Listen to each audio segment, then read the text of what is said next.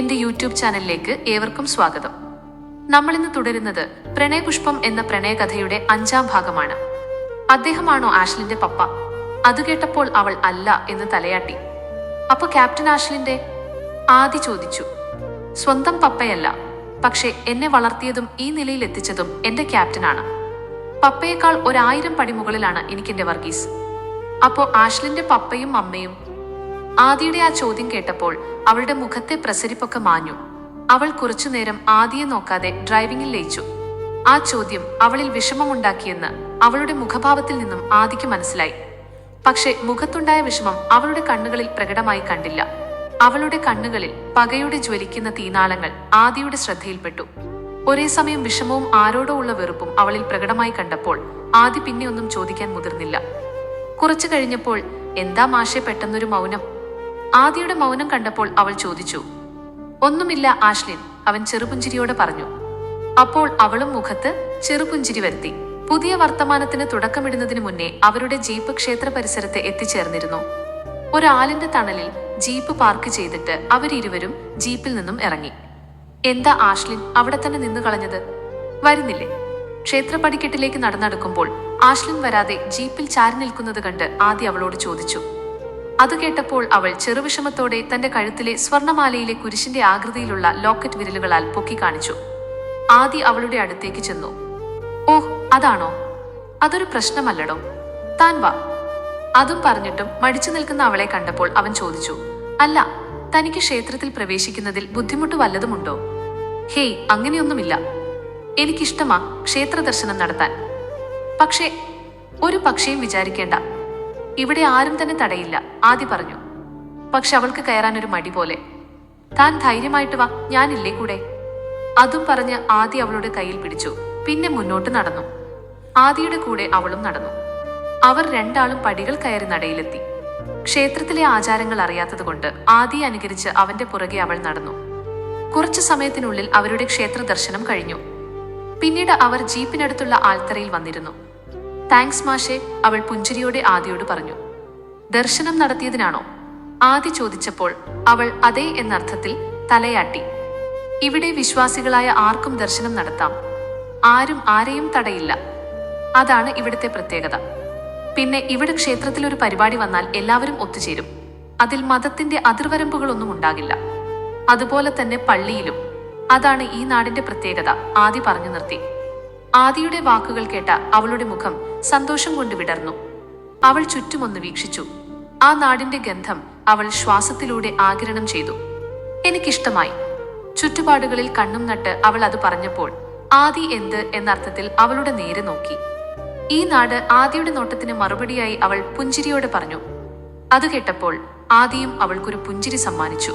പിന്നീട് കുറച്ചുനേരം അവർ ചുറ്റുപാടും വീക്ഷിച്ചിരുന്നു. അവരുടെ ഇടയിൽ മൗനം തളം കെട്ടി നിന്നു. കുറച്ചു കഴിഞ്ഞപ്പോൾ മാഷേ, അവളിൽ നിന്നുമുണ്ടായ നേർത്ത ശബ്ദം ആദിയുടെ കാതുകളിൽ അലയടിച്ചപ്പോൾ അവൻ എന്താ എന്നർത്ഥത്തിൽ അവളുടെ മുഖത്തേക്ക് നോക്കി. എന്താ ഒന്നും മിണ്ടാത്തേ? എന്തെങ്കിലുമൊക്കെ പറ മാഷേ. ഞാൻ എന്തു പറയാനാണെടോ? എന്താ പറയേണ്ടത്, എന്താ തന്നോട് സംസാരിക്കേണ്ടത് എന്ന് പോലും അറിയില്ല. നമ്മളുടെ കൂടിക്കാഴ്ച ആദ്യമായിട്ടാണെങ്കിലും ഈ നിമിഷം തന്റെ കൂടെ ഇവിടെ ഇരിക്കുമ്പോൾ എന്താ പറയുക, ഒരുപാട് വർഷങ്ങൾ ഒരുമിച്ച് സുഖദുഃഖങ്ങൾ പങ്കുവെച്ച് എന്റെ മനസ്സറിയുന്ന എന്റെ ആത്മാർത്ഥ സുഹൃത്തിന്റെ കൂടെ ഇരിക്കുന്നത് പോലെ. എല്ലാം അറിയാവുന്ന, അല്ലെങ്കിൽ എല്ലാ നേരവും മനസ്സുകൊണ്ട് സംസാരിക്കുന്ന ആത്മാർത്ഥ സുഹൃത്തിനോട് അവതരിപ്പിക്കാൻ വിഷയങ്ങളൊന്നും കാണില്ലല്ലോ. ആദിയുടെ വാക്കുകൾ അവളിൽ സന്തോഷത്തിന്റെ തിരമാലകൾക്ക് ആക്കം കൂട്ടി. തന്നെ ഒരു മുൻപരിചയവുമില്ല, ആകെ കുറച്ചു കത്തുകളിലൂടെയുള്ള പരിചയം. അതും താൻ അങ്ങോട്ട് മാത്രം അയച്ച കത്തുകളിലൂടെയുള്ള പരിചയമല്ലാതെ ഒന്നും അറിയില്ല ഈ വ്യക്തിക്ക് തന്നെ കുറിച്ച്. എന്നിട്ട് പോലും ആ വ്യക്തിയിൽ നിന്നും വന്ന വാക്കുകൾ അവളുടെ മനസ്സ് മന്ത്രിച്ചു. താൻ ആരാധിക്കുന്ന, അല്ല, താൻ ജീവനതുല്യം സ്നേഹിക്കുന്ന ആളിൽ നിന്നും കേട്ട വാക്കുകളുടെ മാധുര്യം മൂലം അവളുടെ മിഴികൾ ഈറനായി. എന്താ ആഷ്ലിൻ? കണ്ണുകൾ ഈറനായി കണ്ടപ്പോൾ ആദി ചോദിച്ചു. ഹേയ്, ഒന്നുമില്ല മാഷേ, അവൾ അതും പറഞ്ഞ് നിറഞ്ഞ കണ്ണുകൾ തുടച്ചു. അവൾ വിദൂരതയിലേക്ക് നോക്കി എന്തോ ഓർമ്മിക്കുന്നത് പോലെയിരുന്നു. അവളുടെ ശ്രദ്ധ ഇവിടെങ്ങുമല്ല എന്ന് കണ്ട് ആദി അവളോടൊന്നും ചോദിച്ചില്ല. അവളുടെ നീണ്ട കണ്ണുകൾ സജലങ്ങളാകുന്നത് അവൻ കണ്ടു. ആൻസ് ബത്ലഹേം, അവളുടെ ചുണ്ടുകൾ മന്ത്രിച്ചു.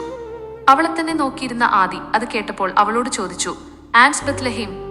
ആൻസ് ബത്ലഹേമും അവളും തമ്മിൽ എന്ത് ബന്ധമാണെന്നറിയാൻ ആദി ഉദ്വേഗത്തോടെ അവളുടെ മുഖത്തേക്ക് നോക്കി. അതെ, ആൻസ് ബത്ലഹേം. മാഷ് എല്ലാ മാസവും സാലറിയുടെ വിഹിതം അയച്ചു കൊടുക്കാറുള്ള ഓർഫനേജുകളിൽ ഒരെണ്ണം.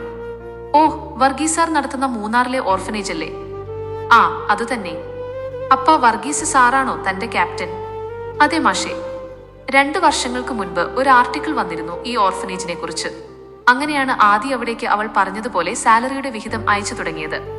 ഒരുപാട് കേട്ടിട്ടുണ്ട് ആ സ്ഥാപനത്തെക്കുറിച്ച്. പക്ഷെ ഒരു വട്ടം പോലും അവിടേക്ക് പോകാൻ സാധിച്ചിട്ടില്ല. ആഗ്രഹമില്ലാഞ്ഞിട്ടല്ല, എന്തോ നടന്നില്ല.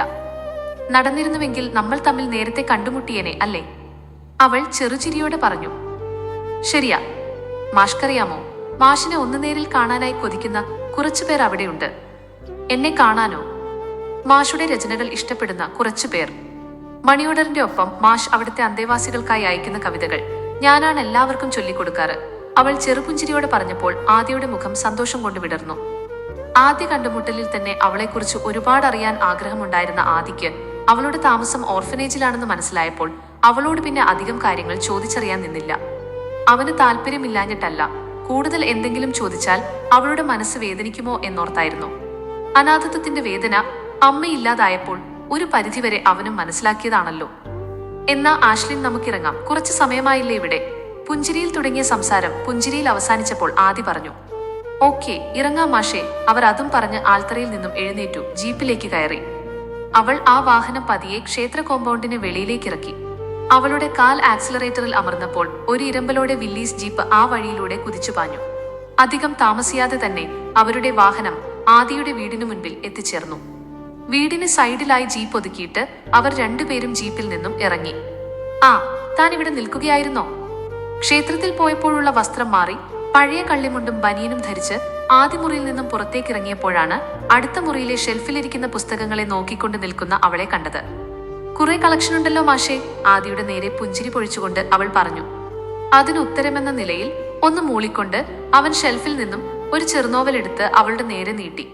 അത് അവന്റെ കയ്യിൽ നിന്നും വാങ്ങിച്ചപ്പോൾ എന്താ എന്ന രീതിയിൽ അവൾ അവന് നേരെ കണ്ണുകൾ എറിഞ്ഞു. ഒന്ന് ഓടിച്ചു നോക്കിക്കോ. ഒരു 10 മിനിറ്റ്, ഞാനിപ്പോ വരാം. അത് കേട്ടപ്പോൾ അവൾ എവിടേക്കാ മാഷേ എന്ന രീതിയിൽ പുരികമുയർത്തി. ഹേയ്, ഒന്നുമില്ല, ഇപ്പൊ വരാം. ആദിയുടെ വാക്കുകൾ കേട്ടപ്പോൾ അവൾ മിഴികളൊന്നുയർത്തിയിട്ട് ആലോചനയിലാണ്ടു. ഓഹോ, എന്നെ സൽക്കരിക്കാനുള്ള വിഭവങ്ങൾ തയ്യാറാക്കാനായിരിക്കും അവൾ പറഞ്ഞപ്പോൾ ആദി ചെറുപുഞ്ചിരി അവൾക്കായി സമ്മാനിച്ചു. ആ, അങ്ങനിപ്പോ എന്നെ കൂട്ടാതെ ഒറ്റയ്ക്ക് പാചകം ചെയ്യണ്ട, ഞാനും വരാം, അവൾ പുസ്തകം ഷെൽഫിലേക്ക് വെച്ചുകൊണ്ട് പറഞ്ഞു. ഹേയ്, അത് വേണ്ട, താൻ ഇവിടെ ഇരുന്നോ, ഞാൻ ചെയ്തോളാം. ഓഹ്, അതിഥി ദേവോ ഭവയായിരിക്കും. അവളുടെ സംസാരം കേട്ടപ്പോൾ ആദിയുടെ ചുണ്ടിൽ ചിരി വിടർന്നു. അമ്മ മാഷി വിട്ടുപിരിഞ്ഞതിനു ശേഷം ഇതുവരെ ഒറ്റയ്ക്കല്ലേ എല്ലാം ചെയ്തത്? ഇന്നത് വേണ്ട, ഞാനും വരാം. പിന്നെ എന്നെ അതിഥിയായി എങ്ങാനും കണക്കാക്കിയിട്ടുണ്ടെങ്കിൽ ആ വെള്ളം മാഷങ്ങ് വാങ്ങി വെച്ചേക്ക്. ഇന്നു മുതൽ ഞാനും ഈ വീട്ടിലെ ഒരു അംഗമാ, അവൾ ചെറുനർമ്മം കലർന്ന അധികാരച്ചിരിയോടെ പറഞ്ഞു. ഈ കഥയുടെ ബാക്കി ഭാഗങ്ങൾ കേൾക്കാൻ ദയവായി ഈ ചാനൽ സബ്സ്ക്രൈബ് ചെയ്യുക. വീഡിയോ ഇഷ്ടപ്പെട്ടെങ്കിൽ ലൈക്ക് ചെയ്യാനും കൂട്ടുകാർക്ക് ഷെയർ ചെയ്യാനും മറക്കരുത്. എല്ലാവർക്കും നന്ദി.